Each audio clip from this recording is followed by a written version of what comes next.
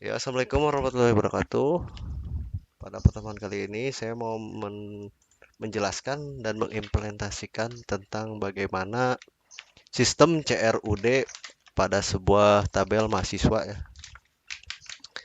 Langsung saja, pertama saya ingin mereview dulu bagaimana tampilan dari web yang telah saya buat ya seperti ini. Ada buat untuk menambahkan data dan menampilkan data yang sudah kita masukkan di sini ya. Langsung saja di sini untuk indeksnya dan Bootstrap saya mendownload dari situs web yang lain ya. Yang terpenting di sini saya hanya akan menjelaskan dari kode yang saya masukkan dari PHP ini. Dari indeks pertama, query-nya ini dengan array dengan parse str diikuti dengan variabel server, query string dan queries.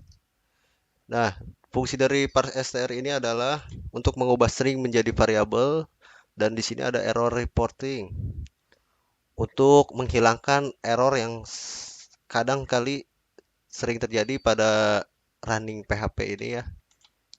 Selanjutnya itu ada switch. Tidak, saya di sini tidak menggunakan if else, jadi menggunakan switch. Yang dimana nanti pack-nya itu adalah case-nya tampilkan mahasiswa yang akan diikuti dengan file tampil.php dan break diikuti dengan tambah mahasiswa yang juga nanti ada file PHP-nya bersama tambah .php dan begitu seterusnya. Oke, sudah segitu saja untuk yang indeks. Berikutnya yaitu ada home. Di sini home hanya tampilan saja dari HTML, ini bebas bagaimana untuk memasukkannya. Di sini ada edit. Oh, koneksi terlebih dahulu. Ini koneksi untuk menghubungkan bagaimana kita memasukkan mengkoneksikan MySQL kita ke PHP ini yaitu dengan variabel koneksi yaitu MySQL connect kita isi dengan localhost karena MySQL defaultnya ada localhost, di sini usernya adalah root dan password yang saya isi itu adalah root juga, jadi saya isi di sini root atau kadangkali ini kosong ya. Kalau saya ada passwordnya yaitu root dan di sini pw2 yaitu adalah nama database yang saya masukkan. Nah, jika koneksi SQL gagal maka akan tampil pesan seperti berikut ini yaitu dengan menggunakan if mysql connect erno. MySQL connect error ini adalah mengembalikan fungsi kode kesalahan dari kesalahan koneksi terakhir.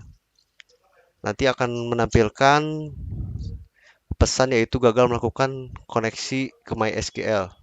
Ditutup dengan MySQL connect error ya. Oke, ketiga yaitu tambah. Nah, diawali dengan include koneksi.php agar terhubung kembali ke database-nya. Nah, di sini dengan if yaitu jika post yaitu submit dari PM, nama, jurusan, angkatan, dan alamat, maka akan dicek query dari koneksi itu akan mengambil dari tabel yang sudah saya berikan yaitu bernama mahasiswa yang dimana npm jika salah nanti akan error dan di sini ada mysql 6 row yaitu untuk mengetahui berapa banyak jumlah baris hasil panggilan query. Nah, di sini kita akan memasukkan data yang akan kita masukkan tadi, inputnya yaitu dari npm, nama, jurusan, angkatan, dan alamat. Dengan value-nya di sini npm, nama, jurusan, angkatan, dan alamat yang sudah kita variabelkan tadi ini. Jika error pun kita nanti akan menampilkan pesannya. Dan nanti juga dia akan tampil notice yaitu jika kita berhasil mendapatkan data yaitu seperti ini berhasil mendapatkan data bisa diganti yang dimana lokasinya ini adalah index.php dan tampil underscore mhs. Jika gagal juga akan menampilkan pesan gagal melakukan proses tambah data. Dan jika npm yang kita masukkan itu sudah ada, dia akan menuliskan pesan gagal NPM sudah terdaftar. Oke, untuk tambah sudah selesai, kita lanjut ke edit. Diawali dengan include koneksi.php kembali, yang dimana nanti jika get npm. Nah, fungsi dari iset ini adalah untuk memeriksa apakah sebuah objek sudah didefinisikan atau telah diset sebelumnya. Dan saya di sini menggunakan get, yaitu karena get ini untuk penampung. Jadi data npm yang tadi itu sudah kita tampung ya. Untuk kita edit lagi pun, jadi ini tidak bisa ya, karena sudah ditampung. Dan untuk masuk ke tabel database tadi ya, tabel mahasiswa ini diambil dari npm sama di sini pun jika MySQL 6 row, select ini mengambil atau kita apa itu ya? Nanti akan ada peringatan warning jika misalnya kita mengedit sebuah datanya tetapi tidak ada ID atau dari NPM-nya itu tidak ada, maka akan pesan ID tidak ada dalam database. Nah, lanjut ke sini ada else-nya itu data MySQL fetch assoc, yaitu adalah fungsinya adalah perbedaan dari MySQL fetch assoc ini adalah dia tidak menampilkan secara indeks. Beda dengan MySQL yang 6 row itu dia hanya mengetahui berapa banyak jumlah baris hasil panggilan query. Nah, selanjutnya jika kita tekan simpan, jika pos yang kita sudah submit itu nanti kita akan memasukkan di sini adalah posan dari nama, jurusan, angkatan, alamat, karena NPM itu tidak bisa dirubah ya. Jadi hanya nama, jurusan, angkatan, dan alamat yang kita rubah. Di sini dengan menggunakan variabel SQL yang dimana MySQL query dengan koneksi update mahasiswa, set nama, jurusan, angkatan, dan alamat, dan ordai MySQL error koneksi.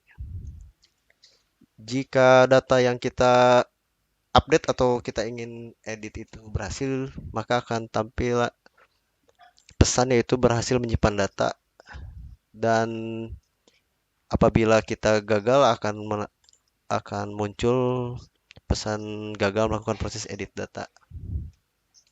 Oke, yang terakhir yaitu ini adalah delete. Semua diawali dengan include koneksi.php. Jika benar mendapatkan get dari npm ini, kita cek kembali query dari tabel mahasiswa yang dimana npm. Nah, di sini delete ini kita masukkan di sini dengan variabel del, di mana query koneksi kita akan menghapus data dari sebuah mahasiswa berdasarkan npm, karena npm itu adalah primary key-nya. Jadi jika primary key terhapus, maka semua data pun akan terhapus.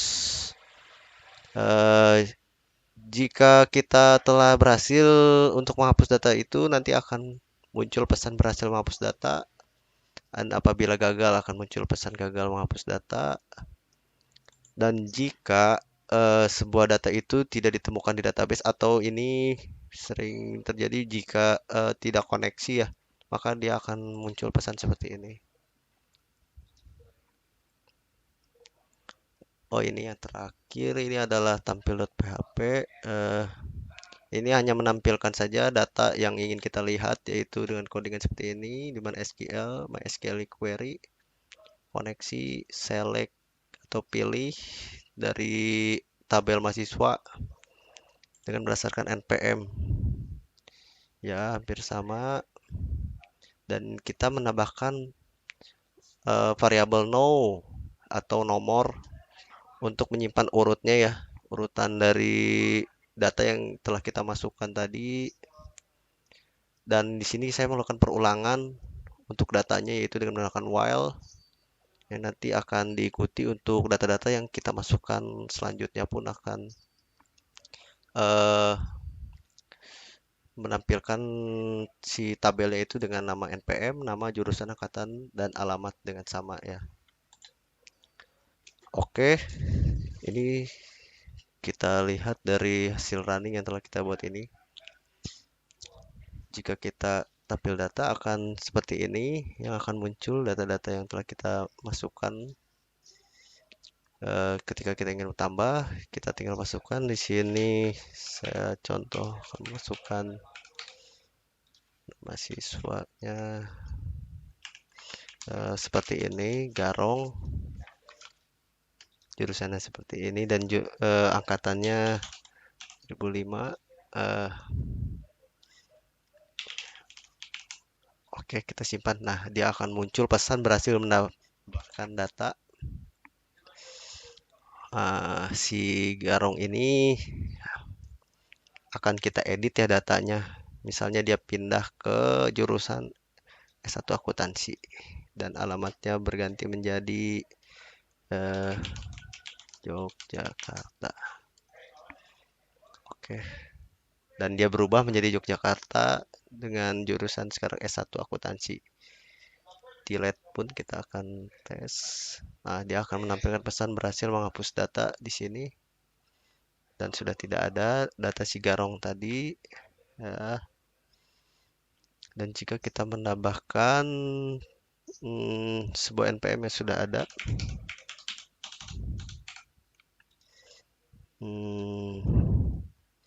Dayat ya, angkatan 2019,